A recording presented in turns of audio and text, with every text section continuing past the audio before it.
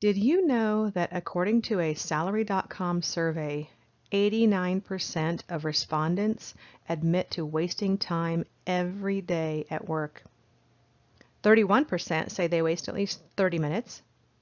31% say they waste an hour per day. And then look at the rest of these numbers. Up to 4% wasting 4 or more hours per day. This tells me that so many people could do much better with their productivity by learning to be better at managing their time.